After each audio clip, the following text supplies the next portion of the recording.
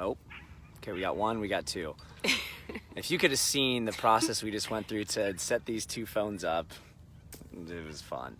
So we're gonna start this video with silence that we've not done yet by just connecting with our eyes. And this is a practice that we do often to just before talking at each other and like expending a bunch of energy without much intention behind it. I really like to ground in with anybody, but especially my intimate partner, by just connecting through the eyes. So we're gonna do that as we catch this beautiful sunset. Are you gonna sit like all proper? Can they see Do us I though? need Yeah, to? they can see us. Yeah. It's very important that you see us do this.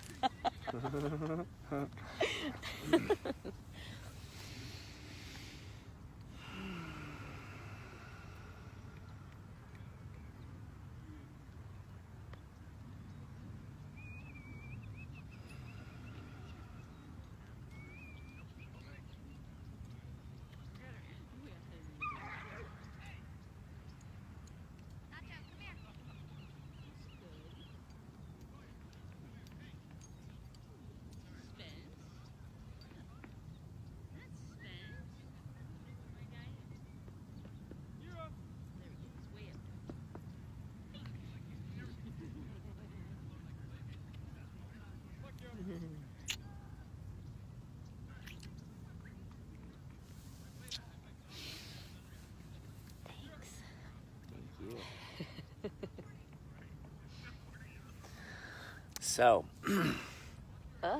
this is something I do in Mystic Misfit with my brothers. I do this in any tough conversation. I really like to start by grounding in with just connecting through the eyes. And a really good way to structure this is throw on a 1-minute timer and look into each other's left eyes. It's like the feminine receptive eye. And be stoic, so to speak, where it's trying not like embrace the awkwardness. No need to laugh, no need to validate the other person by like nodding your head or making facial expressions. Just like sit and hold space and just connect without any words. It's like such a great foundation, I think. Yeah, I don't want to say a hard time with it, but whenever I look at you, I want to smile. She does this thing where she's like, you're doing it again. Yeah. Yeah. Because I find that in the past I've maybe just like spoken a bunch, just like fill in space, because the white space or the silence, I've felt maybe a little bit awkward. Like, ooh, no, I have to like entertain or like communicate. And I've found that I say a lot without saying anything. And it feels good. Yeah. I dig it when you catch my gaze, like just when we're doing mundane things. And I think probably you do that a lot. I mean, generally speaking, you think of how fond you are of your partner when you're not talking to them and you're not saying anything. They do a little thing, they make a little gesture, they do something, you're like, oh, I find that adorable. Instead of, well, you do say those things now. It is still early on. But you do acknowledge and you do verbalize it, but it lands and it's even deeper when I catch your gaze or you catch my gaze, and it's like you say it with your soul versus saying it with words. Yeah. And I think it can like cut through tension in such a powerful, like magical way. I've found that with past partners, that's been something that I've like, instead of trying to fix things, what if I'm just like, nope, I'm just gonna sit here and just like connect and hold that space. So it's a great way to start this. Yeah. Thank you. Yep. Okay, do you want to talk about other stuff? Yeah, let's talk about other stuff. Okay, So should we separate ours? this is pretty comfortable. Okay. Let's stay like this. So we've been having what some people might classify as intense conversations, like the difficult ones, the things that you're not supposed to talk about, certainly not early on in a relationship, maybe not fucking ever, because it's not the rainbows and butterflies always. It's kind of like oh, you went there. Exactly. Oh, shit, you went there. Yeah. And this is something that I've done at many retreats, both that I've like been a part of and co-hosted and facilitated, is this idea of sharing the one thing that you don't want that person to know, that you don't want the group to know, that you are most embarrassed of, ashamed of, something you've done, something that you've experienced or has been done to you. What if you were to bring that mentality of actually like what's most personal is most universal. And if I'm super vulnerable and share those things early on in any relationship, whether it's intimate, with a friend, or just in like a social situation, having those fun, comfortable conversations, I found that when I do that, and it's fucking scary, make no mistake, but when I do it more and more often, it's attracting. It's shocker, it's polarity. It's strongly attracting or strongly repelling, and like the best way I can imagine. And it's so funny because I talk about these uncomfortable, or this particular uncomfortable area of like sex and love and relationships daily. It's my everyday kind of vibe. And for those people, because we're dual camera happening right now, is I mean, your community may or may not. We've realized within the last couple of live streams and posts and things that we have a lot of crossover between our communities, or yours, Mystics, and mine. But if you are not familiar with what I do, it's essentially I allow for people to talk about, or I give people permission to talk about all of the aspects and areas of life that have to do with sex, love, and relationships, but the shit that you don't want to say, that generally people don't want to talk about or don't feel like they can burden other people with it, or bring it up, or it's too taboo, or they should have it figured out but they don't, and maybe tomorrow they will, and so they won't say anything. Whoa. Yep. Yeah, so for you and the gang, which I think I saw Kevin was on, part of your gang is on. Oh, Kevski. Yeah. You guys get fun, comfortable frequently. It's a part of what you do. And it was like a whole nother topic that you guys just hadn't been getting fun, comfortable with. And then it's like, oh, there's Alexa, she talks about sex. And then all of a sudden it's a whole nother set of fun comfortability, a whole nother level. So, and we're doing that within like the foundational aspect of the foundation of our relationship is getting uncomfortable there, which is a whole lot easier for me than it is for you, I think. Yeah. Well, I also kind of resent you in this moment for telling me how I feel. I'm kidding, mostly. Did I? What no, did but you're kind of me. spot on. What No, because you're say? saying that like that's uncomfortable for me. Oh, body language. But it is. Yeah, it is. Though, I did. for I sure. assumed. You assumed. Yeah, you're right. Language upgrade. Real-time processing. Yeah. You want to do it for 4 more hours? Yes, please. Or 6? Don't threaten me with a good time. And how many people can resonate with being addicted to processing in the spiritual conscious community?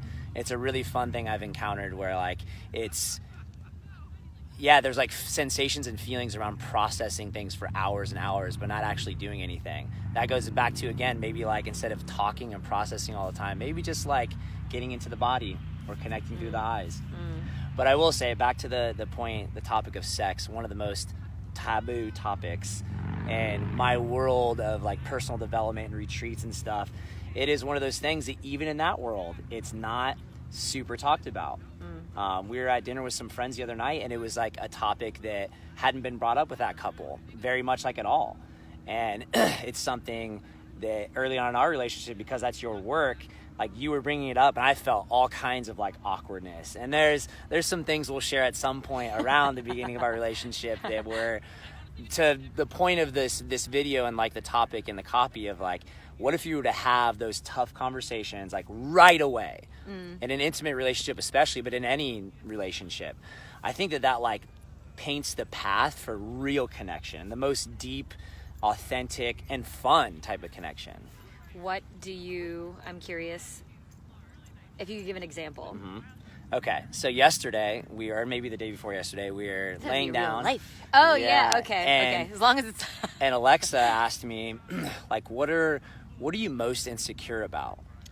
And I was like, and she's like, well, how about like physically speaking and emotionally speaking? In a relationship. And in a relationship, so we gave like a couple different categories. And the physical one that I said was, I've in the past been insecure about the size of my penis.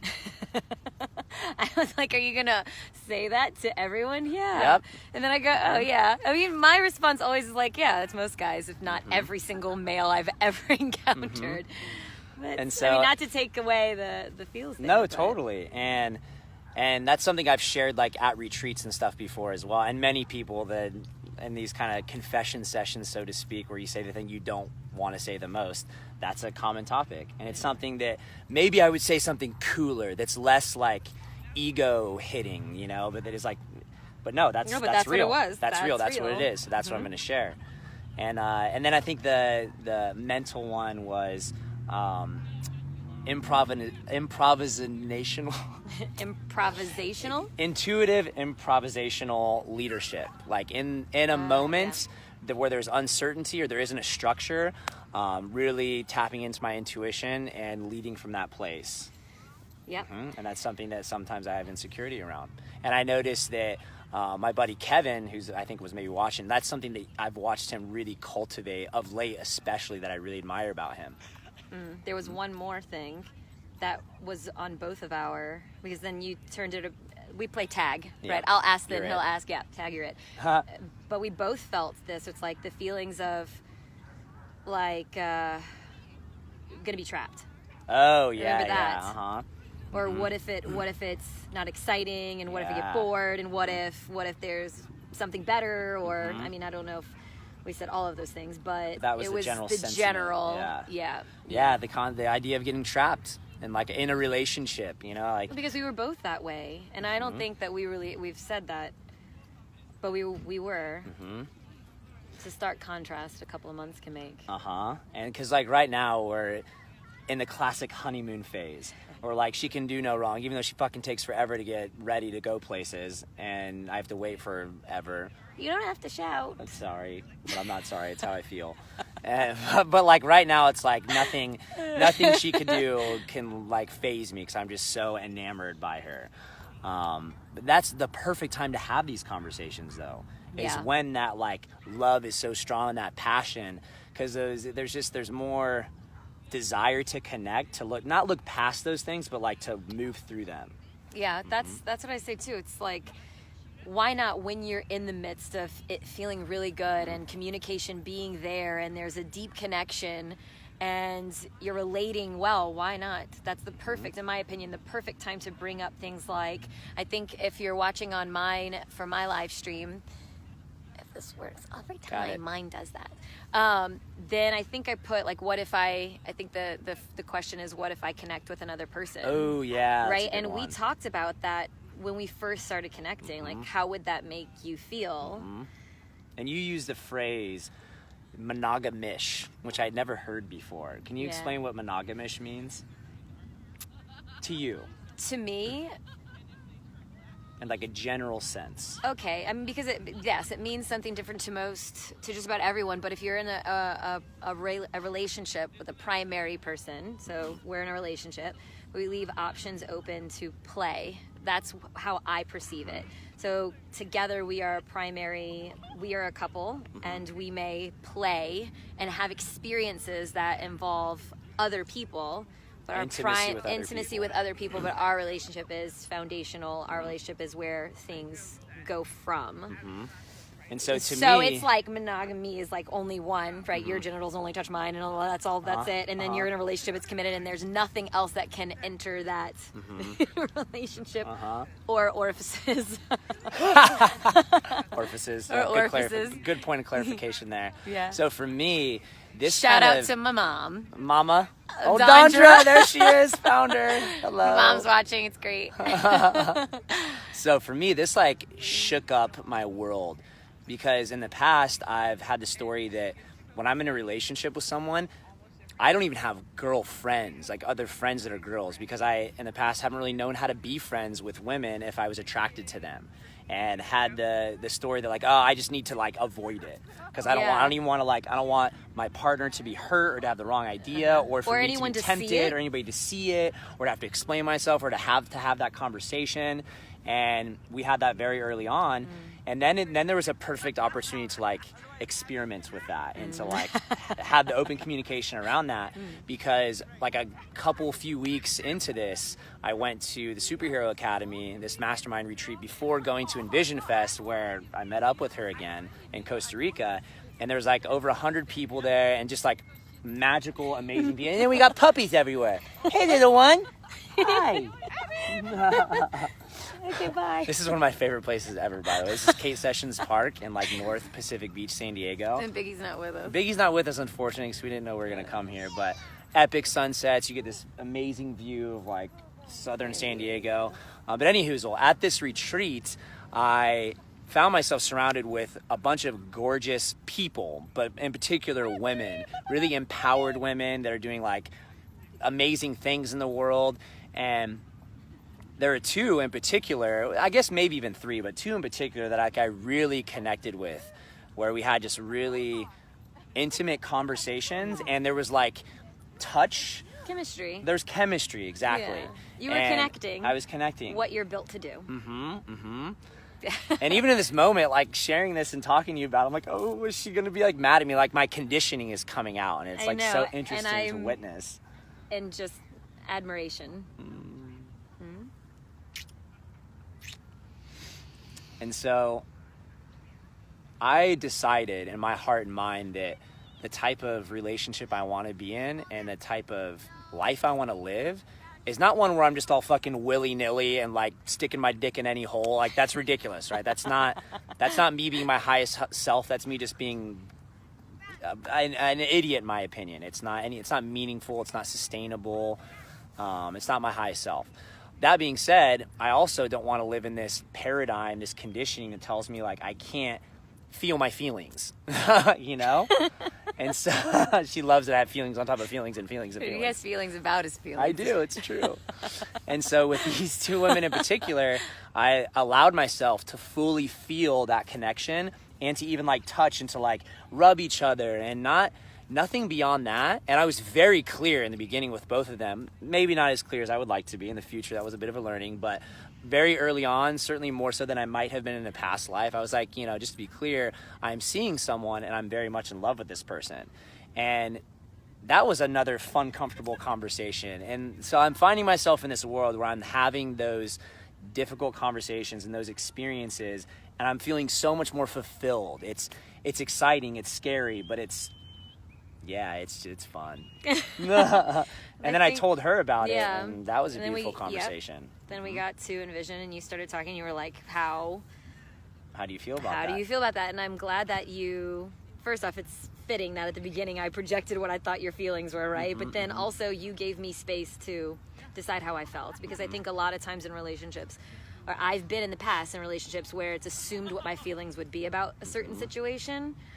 Even after time has gone by, or I've grown and they've grown and we're completely different people to years before, but it's just assumed what my emotions would be or my response would be, and you gave me space.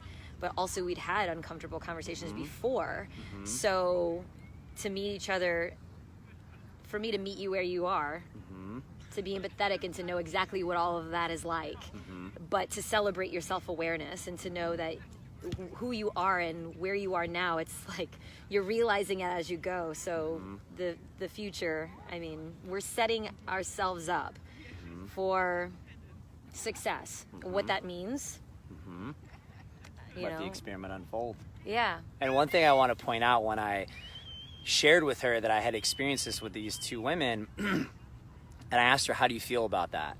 And before I let her respond, so to speak, I was like, no, I don't want you to say what you think I want to hear. I don't want you to say what the cool girlfriend says. Like the cool, like new age, open, fun-loving, free, hippie spirit, community type of conscious hippie girlfriend would say. Man, I used a lot in that one. Yep, hippie conscious, buzzword, manifestation, consciousness. And so I wanted to be very clear, and I told her that, feelings. Please don't like say what you think I want to hear. And before you even start like telling me the story of what you are feeling, like what do you actually feel in your body? And this is again something like really profound in my world that I've found, is checking in with my sensations, my literal like objective sensations. Like my heart's beating kind of fast. I'm a little bit shaky. My mouth is dry. My throat is tense. Throat is tense. All those wonderful things. You can make a story around those, that like I'm angry, I'm sad, I'm nervous, I'm anxious. Those are stories about those sensations. But as we all might be able to attest, those same sensations are closely associated to excitement, to love, to any of those like more like positive, happy emotions. And so I asked her to check in with that a little bit, and she shared some of those things that she was experiencing, and then she started to get into a little bit of like what she was thinking in her mind. So starting with the body and then going to the mind beyond that. And it was a point too where I acknowledged what I felt at the time, and I'm pretty sure I said just about exactly what I said here, and it's feelings that I would normally say are jealousy. But that doesn't mean that I'm going to live in that space. I'm going to allow for that to come up. I'm going to acknowledge it. And then I'm going to dig a little deeper and then say, thank you. Okay, moving along. How would I really like to feel in this moment, and choose to go about progressing in a way that's going to benefit me, that's going to support my higher self, because to go into a jealous rage, which is the version of me from a few years ago, served no one. Absolutely no one. It was bullshit stories that I was telling myself anyway. Manufactured settings is what I call it. And so, I mean, the thing is that they still come up. That's, like I said in a previous live stream, is about pain, pain in relationships and things. Just because you know that it's for the best, or you know that pain or whatever, it's going to be so great in the future or whatever, doesn't make it hurt or feel less in the moment. So acknowledge it, let it take its, acknowledge it and let it have its moment, but don't let it have too long, because then that's unhealthy. But the fact that we can talk about it like that in real time is beautiful. And I love what you said about like acknowledging it. Because I think oftentimes in this world I find myself in, it's all rainbows and butterflies, and not acknowledging the shadow. Yeah, exactly. And no, there's fucking shitstorms. There is poopy, nasty, smelly crap. And that's okay. It's all part of the spectrum of life. And I like to use this framework of small self versus big self. Or you could even call it like the light and the shadow. And without the light, there is no shadow, and vice versa, that whole kind of thing.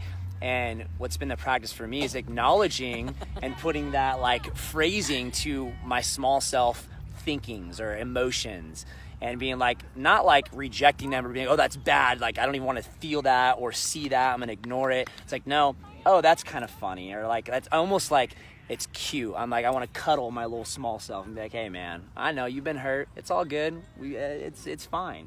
Now what's my big self telling me? It's like, it's looking at the finer things. It's like taking a step outside of myself and looking down in on the situation and the people and the influences and forces involved, and having a more holistic view. I just love you. I love you too. Yeah. And now this is what the spiritual people also say. I feel complete with my expression. I thought it already. I was like, complete. That's enough. Yeah, and I would love to invite people to like ask questions in all this. Like I would love to have a fun dialogue. Oh, for sure. Well, I mean, I think people have been saying things, but we have either been wrapped up in talking with each other, or like it's just been happening too fast. But let's enjoy the sunset. it's happening. Yep, there's still some of it to be seen. But I want to say this to my people. Okay. But also to your people, but my people specifically. I'm going to look at my camera this time. I encourage you, no matter where you are on your journey of development or how you're connected with me, I encourage you to follow Jordan. I encourage you to follow the Mystic Misfits in general, because there's something, maybe you're not interested in what you say, the woo, or the way that the conscious community communicates and all of that, but there's definitely ways that you can upgrade your language. And upgrading your language just by how they interact with each other and their community, it's definitely going to impact your life in some amazing positive ways. It did for me before I was even connected like I am connected to you and the collective. I love that you pointed that. Well, keep going. Yeah, and I want to say to your community, if you feel called, as they say in the conscious community, if it feels good, then I invite you to follow me. Oh yeah, so I want to jump in here. Okay. She has this community called the Kaleidoscope, and it's like a closed Facebook group, but you have to like ask to be invited to, or however that works. It's in my timeline. Yeah, okay. Yeah. And there's maybe like a few thousand people in it. It is one of the most engaged communities and like having the funnest conversations. Fun is totally a word. Yeah, totally a word. Around like sex, relationships, alternative lifestyles, and just the empowerment and the connectivity, the communication is unlike anything I've ever seen in like a Facebook group. It's really cool. We're I think people talking get a lot of value in it. Yes. It's more of the fun, comfortable conversations, but you can be inspired by other people owning their stuff, which is amazing. So you might have a conversation that's going down about, I'm interested in making 2018 my year that my wife and I are going to have, or my wife and I are interested in having a threesome for the first time. And we've been married for 15 years. So does anyone in the group have experience or recommendation? You will see every kinds of person jump on the scene and just like, there you go. Kelly's even saying the Kaleidoscope is amazing. Truly community like any other. Yeah, so then you have like literally all kinds of different people having that conversation. Then there might be a conversation about, the 10 Commandments of the best blowjob, which but the thing is... She said blowjob. I did. Did I you said hear BJ, that? blowjob. She said that. I said blowjob. BJ. I did. I say it all the You time. give a good blowjob. What? I'm dead. Hashtag no filter. I'm dead. So anyway, but then that 10 Commandments might wind up being 90 comments long. Yep. Because there's more. There's always more to learn and grow. And so then it could get really strange in there. And my version of strange is going to be very different to your version of strange. And we don't yuck anybody's yum. We meet people where they are. Don't yuck anybody's yum. I love that. Really? Never heard that before? No, that's fun. Stick with me, kid. We'll go places. Wow. It's my favorite laugh of the three. I have many different laughs. Anywho's we're getting stuck in our own world now. Yep, So, yeah, cool. And I think we're gonna do some cool things together. We're already doing it right now in this moment, but we're gonna continue to ride this momentum because I think we have something really special, and I'm looking forward to sharing that. And we're gonna have a little event, I think, at Mystic Manor next week. Yeah. So if you're in San area. Diego and want to be a part of that, send us a message. Or you want to come fly in for the weekend. Totally. And yeah, we have events and shit all the time. So hit us up. They're cool. Events They're and fun. shit. This Events one will and be shit. the first one. That would be exciting. Well, I say we, I mean like Mystic Misfit and you with Kaleidoscope Yeah. and Violet Butterfly and all those things. Yes, please. Thanks. See you guys.